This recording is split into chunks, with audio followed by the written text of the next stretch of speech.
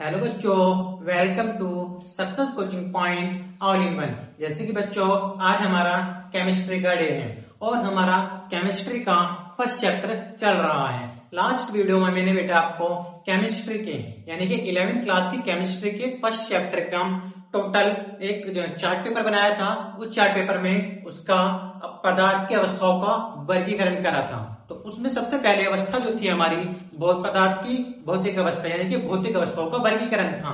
तो ठीक है बेटा, तो आज की क्लास में आपको पदार्थ की भौतिक अवस्थाओं के वर्गीकरण के बारे में पढ़ाया जाएगा।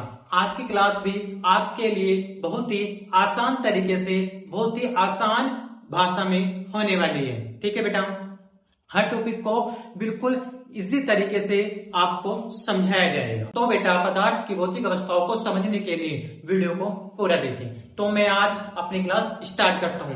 बेटा, आज का हमारा टॉपिक है पदार्थ का भौतिक वर्गीकरण। पदार्थ के भौतिक वर्गीकरण करने से पहले देखो बेटा, मैं आपको समझाता हूं। एक हमारे पास बर्फ है, बर्फ।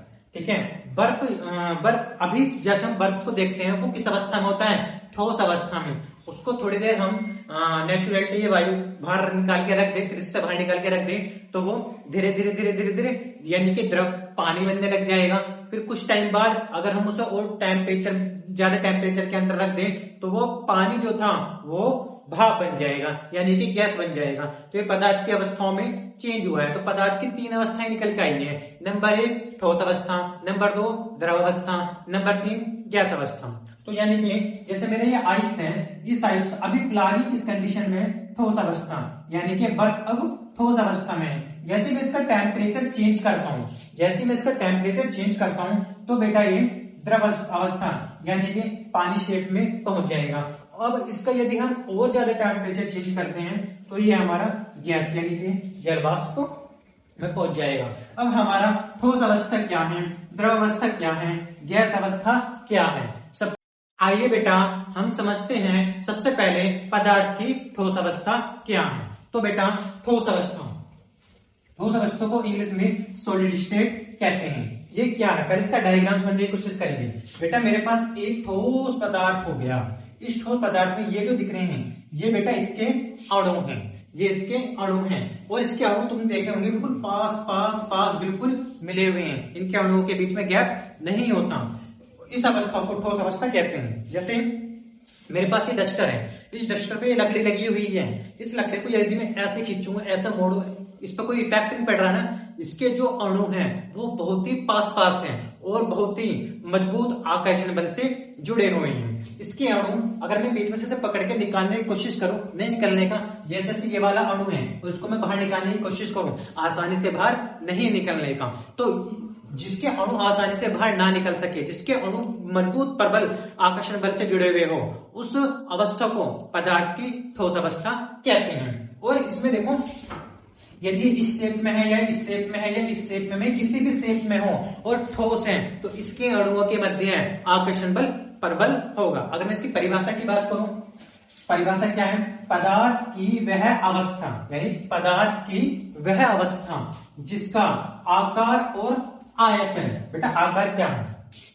अब ये इस शेप में है, ये इस शेप में, ये इसका आकार है। ठीक है, और आयतन का मतलब क्या है? इसकी लंबाई, चौड़ाई, ऊंचाई, ये किस शेप में है टोटल। ये दोनों देखो, इसका ये डस्टर है, ठोस अवस्था में है, इसका ये लंबाई, ये इसकी चौड़ाई, ये इसकी ऊंचाई, तीनों निश्चित हैं। अगर मैं इसे ऐसा मोड़ू, इस पर कोई इफेक्ट नहीं पड़ रहा, तो ये पदार्थ की ठोस अवस्था है। ठीक है, तो इसका आकार और आयतन दोनों निश्चित होते हैं, तो पदार्थ की इस अवस्था को ठोस अवस्था कहते हैं। अगर मैं बात करूं ठोस अवस्था की, ये ठोस अवस्था है और इसमें 2 चीजें, एक आकार है, दूसरा आयतन है। इसे नोट करके बनाएंगे बेटा, आकार और आयतन दोनों निश्चित है। जिसके आकार भी निश्चित हो, आयतन भी निश्चित हो, उस अवस्था को पदार्थ की ठोस अवस्था कहते हैं। जैसे लकड़ी हो गया, बर्फ हो गया, लोहा हो गया, बहुत सारे होते हैं। अब मैं इसके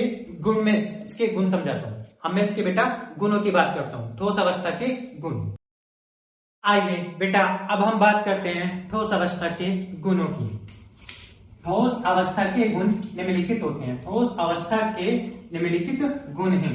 नंबर 1, ठोस का आकार और आयतन दोनों निश्चित होते हैं। जो ठोस अवस्था होगी उसका आकार भी निश्चित होगा और उसका आयतन भी निश्चित होगा। नंबर 1। नंबर 2, ठोस के अणुओं के मध्य, ठोस के अणुओं के मध्य आकर्षण बल अधिक होता है। बेटा जो इसके अणु हैं ये बिल्कुल अच्छे वाले अधिक मजबूत आकर्षण बल से जुड़े होते हैं। नंबर 3 है, इनके कण बहुत पास पास होते हैं। ठोस अवस्था के जो कण होते हैं देखो कितना पास है, ये बिल्कुल मिला हुआ सटे हुए हैं एक दूसरे से ही मिले होते हैं। इनके कण बहुत अधिक पास पास होते हैं। चौथे गुण में आप लिख सकते हैं इनके एग्जाम्पल, जैसे लकड़ी हो गया, लकड़ी ठोस होती है, लोहा ठोस होता है, बर्फ ठोस होता है। ऐसे बहुत सारे एग्जाम्पल आप लिख सकते हैं। ठीक है बेटा, अब हम बात करते हैं द्रव अवस्था। आइए बेटा अब हम द्रव अवस्था समझते हैं। द्रव अवस्था क्या है बेटा? ठोस के अणु पास पास थे, द्रव के अणु थोड़ी दूरी दूरी पर होते हैं। जो द्रव हर पदार्थ में आपको पता है हर पदार्थ छोटे छोटे अणुओं से मिलकर बनता है।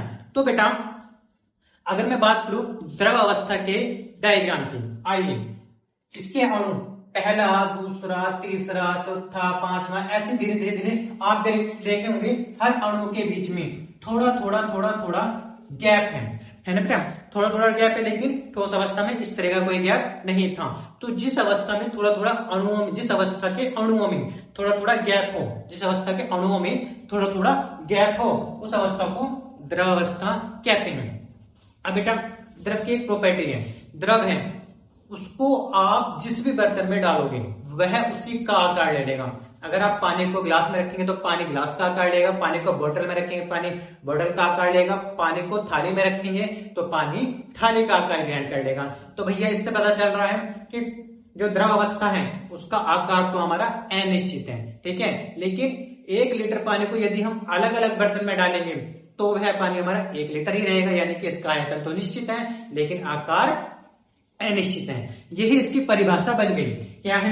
द्रव अवस्था पदार्थ की वह अवस्था, पदार्थ की वह अवस्था जिसका आयतन तो निश्चित होता है। भैया आयतन तो है निश्चित, आयतन तो है निश्चित यानी कि वॉल्यूम तो है निश्चित। ठीक है, यदि 1 लीटर पानी है तो वह 1 लीटर पानी ही रहेगा, परंतु आकार निश्चित नहीं होता, परंतु आकार निश्चित नहीं होता। आप इसे अनिश्चित लिख सकते हैं, परंतु आकार निश्चित नहीं होता। उसको जिस पात्र का मतलब है बर्तन, किसी भी बर्तन में डालते हैं, उसको जिस पात्र में डालते हैं यह उसी का आकार ग्रहण कर लेता है।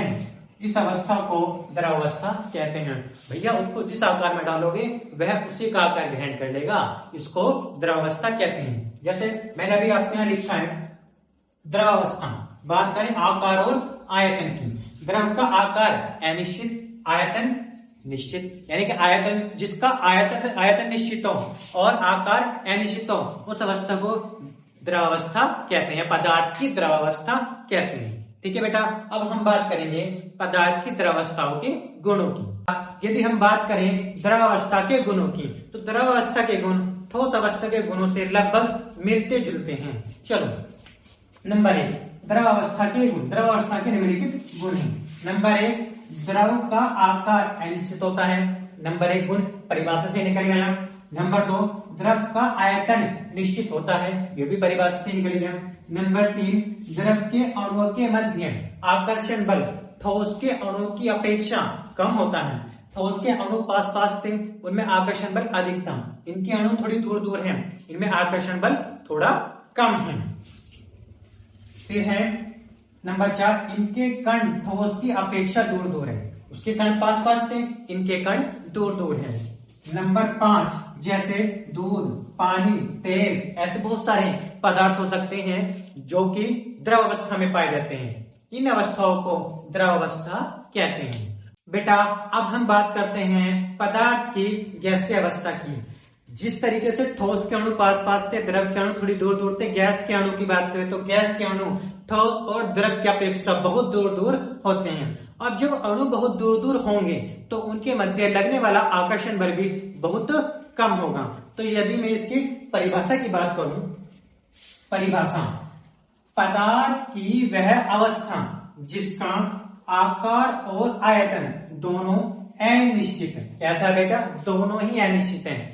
ठोस के दोनों निश्चित थे, द्रव में आकार अनिश्चित, आयतन निश्चित था, और या गैस में दोनों ही अनिश्चित। कोई सा भी ना तो आकार निश्चित है और न ही आयतन निश्चित है। गैस की क्या प्रॉपर्टी है?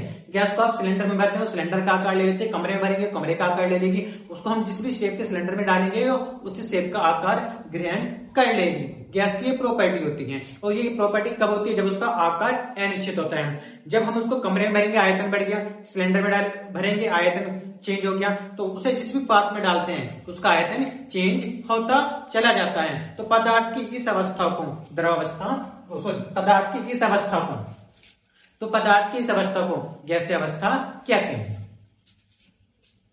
ठीक है बेटा। अगर हम बात करें इसके डायग्राम की, इसके अणु दूर दूर दूर, एक यहाँ पर, एक यहाँ पर, एक यहाँ पर, एक यहाँ पर, एक यहाँ पर है, काफी दूर दूर इसके अणु हैं। जब इसके अणु काफी दूर दूर हैं तो इसके अणुओं के मध्य लगने वाला आकर्षण बल भी काफी कम होगा, तो उसकी अपेक्षा तो काफी कम होगा। ठीक है बेटा।